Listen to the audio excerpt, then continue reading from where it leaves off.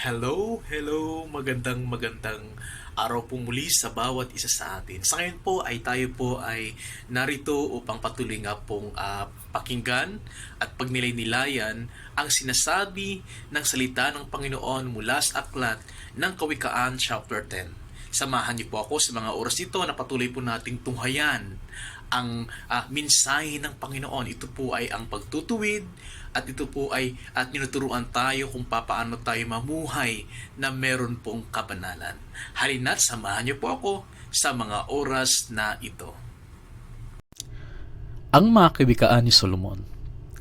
Ang mga kawikaan ni Solomon.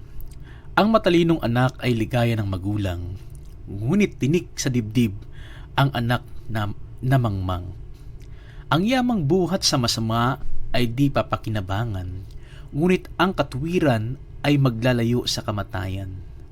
Ang matuwid ay binibigyan ni Yahweh ng kasiyahan, ngunit ang masamay kanyang ginugutom naman. Ang kamay ng tamad ay tiyak na magdarahop, ngunit magbubunto ng yaman ang kamay na masinop. Ang nag-iimbak kung tag-araw ay nagpapakilala ng katalinuhan, ngunit ang natutulog kung anihan ay nag-iipon ng kahiyan.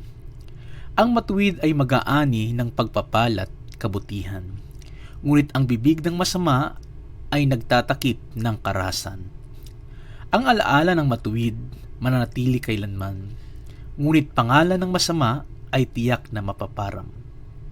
Magandang payo'y tinatanggap ng pusong may unawa, ngunit kapahamakan ang wakas ng mangmang na masalita. Ang namumuhay ng tapat ay pinaghaharian ng kapayapaan, ngunit ang may likong landas ay malalantad balang araw. Ang malilikot na mata ay lagi sa kaguluhan, at ang bibig na maluwang hahantong sa kapahamakan.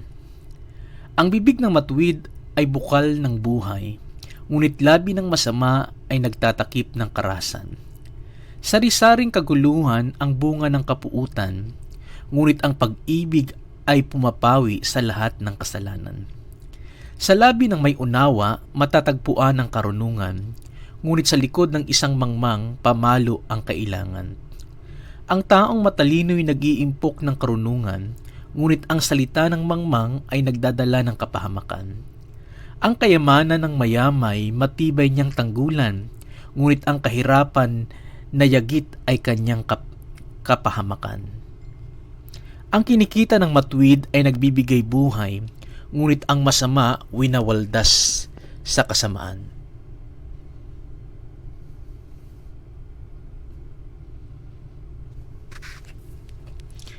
Ang nakikinig sa payo ay nasa daan ng buhay, ngunit ang ayaw sumunod ay tungo sa pagkaligaw. Ang nagtatanim ng puot ay puno ng kasinungalingan. Ang naninira sa kanyang kapwa ay isang taong mangmang.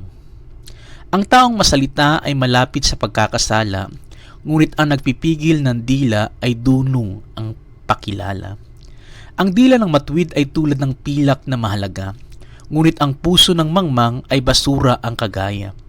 Ang labi ng matuwid sa marami ay pakinabang, ngunit ang mangmang ay namamatay ng walang karunungan. Ang pagpapala ni Yahweh ay kayamanan na walang kasamang kabalisaan. Ang paggawa ng kasalanan ay kasiyahan ng masama, ngunit ang mabuting asal kasiyahan ng may unawa.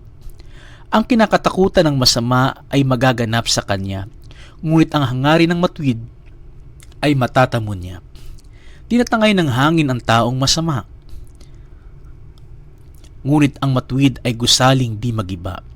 Kung paanong ang usok ay nakakaluha, ang suka ay nakakahilo, gayon ang tamad na alipin sa mga amo.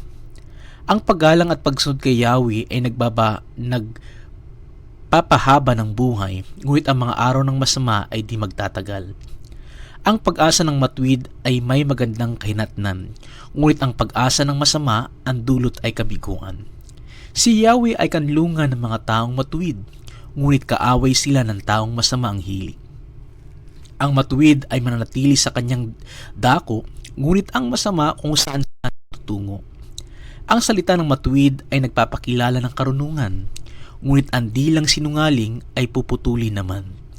Ang salita ng matuwid ay palaging angkop, ngunit ang salita ng masama ay puro paninira. Pinagpala ng Panginoon ang kanya pong mga salita sa mga oras nito. Tunay nga po ang mensahe ng Panginoon sa atin pong kalagitnaan ay isa pong paalala. Nawa sa atin ito po'y atin pong maisapamuhay. Dalangin po natin sa Panginoon.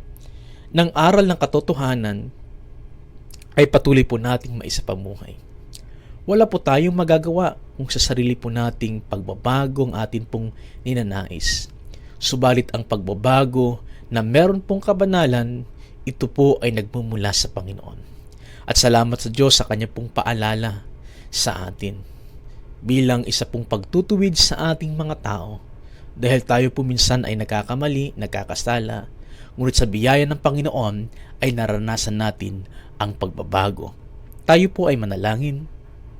Aming Ama, Diyos na makapangyarihan sa lahat, kami po ay nagpapasalamat sa mensahe ng buhay na kung saan inyo po kaming pinapaalalahanan at tinuturuan kung papaano kami mamuhay na meron pong kabanalan. Tulungan niyo po kami, O Diyos, at turuan niyo po kami nang iyo pong mga salita'y amin pong maisapamuhay. O Banal na Espiritu, patuloy nga po kayo ang maghari sa amin pong buhay. Kayo po ang patuloy nga pong manguna sa amin upang ang iyo pong mensahe, ang mensahe ng Diyos ay amin pong maisapamuhay. Maraming salamat sa iyo pong pagtutuwid sa amin pong buhay. Sa gitna ng amin pong pagkakamali, sa gitna ng amin pong kamalian ay nariyan po kayo upang kami ay ituwid, turuan, at patuloy nga pong manubalik sa inyo pong presensya. Salamat nga po, Ama. Ang lahat ng pasasalamat at papuri amin pong ibinabalik sa inyo sa pangalan ni Jesus.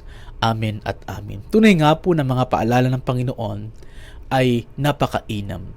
Nawa ay atin pong idalangin sa Panginoon na ang mga pagtutuwid nito ay atin pong maisapamuhay. Sa muli, ito po si Brother Jake Ferdinand Imuahe, ang inyo pong nakakasama sa pang-araw-araw na pagnilay-nilay ng mensahe ng Panginoon. Hanggang sa muli, and God bless.